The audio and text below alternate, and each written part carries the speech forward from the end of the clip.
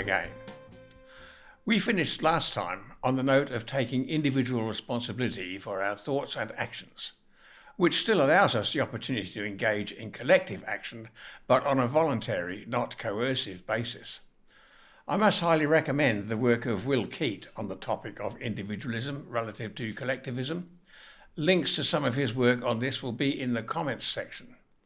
His explanations are superbly nuanced, and his mastery of the topic is on display in his recent interview with renowned Scottish commentator Neil Oliver, whose outstanding work also warrants subscription and close following. I have recently visited this topic, so I will just touch upon it and draw attention to the consequences various groups in society may anticipate, depending on which of the two philosophies they elect to follow.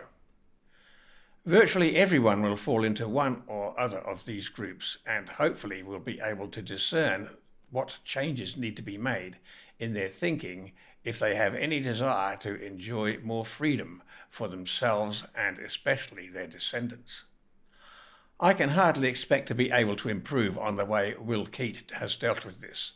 That's known as gilding the lily, so I'm not going to quote him extensively. Please make sure you access his work yourselves to get the full benefit of his understanding of this vital topic. I'll instead begin with a quote from Mark Passio, which you can find in full on the link shown in the comments box. Quote, "Real change will never occur as a result of people voting, petitioning, campaigning, or in any other way playing politics. Instead, real change will occur only when the people dare to actually disobey, when people stop begging the politicians' legislative permission to be free and start thinking and acting like free people, even when the ruling class has declared freedom to be illegal," end quote. Quote again, "Authority is always in the eye of the beholder. When the people stop imagining that a group of parasitical liars and thieves has a right to rule them, only then will the people have any chance of ridding themselves of authoritarian oppression, not through begging and petitioning, but only through outright disobedience and resistance," end quote. Of course, the average person's response to such statements is to feebly bemoan that they're only one person and what can they do? "If I stick my head above the parapet, I'll simply be picked off and I and my family will suffer." It's a cry heard all too frequently. Yes, if we unilaterally just disobey legislation, that is a real risk, but it's just an excuse. As I've pointed out many times, we can comply under duress, but only after calling out the immorality and injustice of the current regime. That doesn't cost anything of note financially, but it does require facing up to reality, which in turn requires honesty and having the courage to actually say to those oppressing us that what they're doing is totally wrong, immoral, and unlawful, and that they will eventually have to answer for their crimes. A frequent response is, what's the point if the oppressors are simply going to continue on their path? Well, there is a point, and it's realized when we comprehend these words of Dresden James, quote, "The ideal tyranny is that which is administered by its victims. The most perfect slaves are, therefore, those which blissfully and unawarely enslave themselves," end quote. By not confronting the principles of morality which are inextricably bound in natural law, and instead pretending that the concept of some people exercising unlawful power over others is legitimate, because it's just too hard to do anything about it, people lie to themselves about reality, and having convinced themselves over time that this lie is really a representation of the truth, blindly enslave themselves and their families in exactly the manner just described. The vast majority have always done this, which is why tyrannies have always existed. But it doesn't have to be so. We live now in an age where lip service is at least paid to the concept of individual liberty. That concept was committed to document form in 1215 with the sealing of Magna Carta. so it also exists in physical form, not just as an abstract idea. Every person can now use that as justification for lawfully dissenting from tyrannical demands. If, while the numbers are few who are aware of these facts, those few honour their moral obligation and stand and speak the truth, not their truth, the truth, others will eventually be encouraged to do likewise. Compliance under duress may be necessary initially to avoid disastrous individual harm from unlawful oppression, but once the numbers reach a critical level, society as a whole has the opportunity to say no more. Thus, each individual has a responsibility to recognise objective morality and stand in support of it, and when enough people do that, it becomes a voluntary collective action, supporting or supplying freedom for all, not just a select few.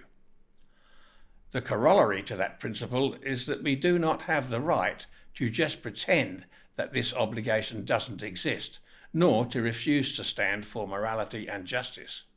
To abdicate this responsibility is to actively support the continuance of evil oppression and slavery, based on the eternal principle that silence implies consent. We do not have that right objectively. We can see that almost everyone in modern society fits into this group of deniers and abdicators, and it's each individual's responsibility to remove themselves from it. And not by petitioning, campaigning, or playing politics, but by active, positive disobedience to false claims of authority. That is not saying that we should draw a line in the sand and sacrifice our lives in a hail of gunfire or the legal confiscation of our homes and property over a traffic fine or some such event. But we must protest it, place the perpetrators on notice of their crimes, and compile a record of each occasion. Later, when enough individuals have done this, and we have established a proper trial by jury system, these miscreants and tyrants can be brought to justice. Speaking of these perpetrators, let's define who they are and what consequences they may eventually face. They fall into three basic groups, which are politicians and legislators, including the monarch, who is supposed to be a regulator of the other two, public servants and the judiciary, including lawyers, the administrators of the outfit of the first group, and the enforcers, police and military. Let's not mince words. By participating in and enforcing a system of governance based on the initiation of force against non-aggressive fellow individuals, these groups commit morally reprehensible and in many cases obscene acts of violence and depredation. Virtually every act of legislation passed by parliaments violates constitutional law on some level, while the monarch, who is charged with policing these activities, has abdicated their responsibility virtually as completely as had they actually vacated the throne. At the moment, because of the invocation of Article 61 of Magna Carta in 2001, there is no lawful monarch, but the distinction is almost academic. Even were Charles Windsor to legitimately occupy his post, the most charitable description of his performance would be to say that at least he always shows up for the free beer and sandwiches. The monarch's role is a vital one, constitutionally, but Charles has managed to redefine it from being that of the most senior public servant to reclassification as freeloader-in-chief. As to the politicians and judiciary, I doubt that any words I could utter would reduce the contempt in which most of the population hold these parasites. The most disappointing thing about the whole picture is that so many millions still deem it an action worth taking of voting for any of these treasonous charlatans. It just illustrates how much ground we have to cover as a society to even start hoping that one day we might have freedom. These first two groups have long ceased to perform any useful functions, if indeed they ever did. It's difficult to think of any monarch worthy of the title since Alfred the Great, who died in 899. while the parliamentarians, allied with their pals the judiciary, have only ever sought their own enrichment at the hands of the masses since parliaments were instituted. The best outlook these two groups could anticipate once enough people become fully aware of their shameful criminality is to avoid life in prison with full asset stripping or the death penalty for treason. Yes, that's always been the lawful penalty for seeking the destruction of the nation. Parliament is unable to lawfully amend the Constitution to change that. So that brings us to the third group, the enforcers, particularly the police. I've already covered how these benighted souls occupy the lowest rung on the moral classifications of humanity, equivalent to the house slaves of pre-abolitionist days or the capos of World War II concentration camp fame. However, let's take another closer look at what might or possibly will befall these depraved specimens of humanity. Mark Passio once moved amongst those who issue their orders to what now passes for a constabulary.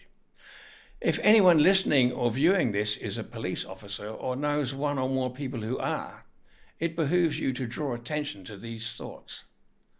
The commanders of the police, their political masters, always referred to them in their private discussions as our dogs. If you're a police officer, how does that make you feel?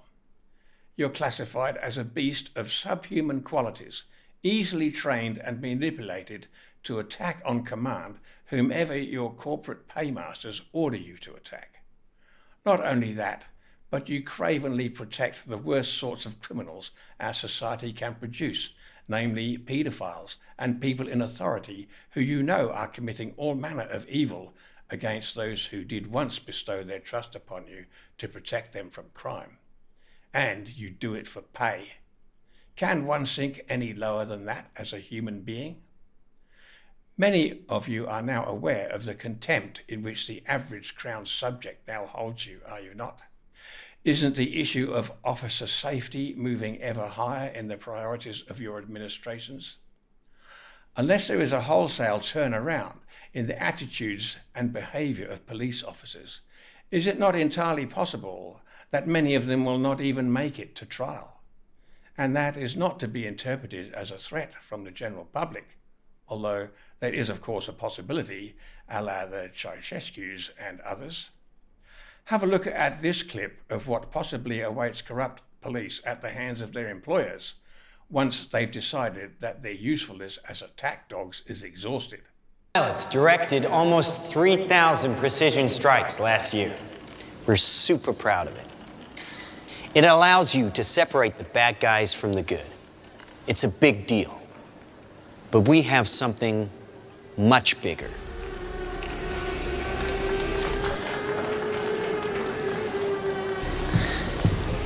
Your kids probably have one of these, right? Not quite. Hell of a pilot? No. That skill is all AI. It's flying itself. Its processor can react 100 times faster than a human. The stochastic motion is an anti-sniper feature.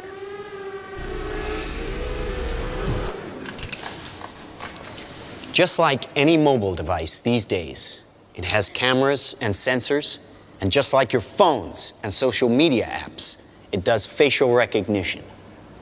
Inside here is 3 grams of shaped explosive. This is how it works.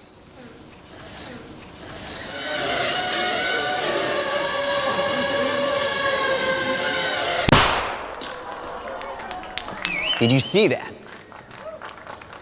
That little bang is enough to penetrate the skull and destroy the contents. They used to... As mentioned in video number 2, a police officer who decides to bastardize their oath and behave unlawfully needs to be able to look over both shoulders. The chilling part of that video, the full version of which can be viewed from the link in the comments box, is near the end, where it's pointed out that such responses to perceived oppression or resistance would be extremely difficult to pinpoint, given the relative low cost and ease of procurement via hacking, etc. The Roman emperors had a Praetorian Guard, the last line of defence against assassination attempts, but they never really resolved the question of who will guard the guards. Doubtless, many of the enforcers of the current tyranny may feel as entitled as the Praetorians in their position. Such officers should be mindful of the fact that psychopaths who think nothing of orchestrating the deaths of millions for personal gain may well think even less of tying up loose ends like a bunch of attack dogs, especially if those dogs are armed. There's no evading reality, people, and that includes the inexorable functions of natural law.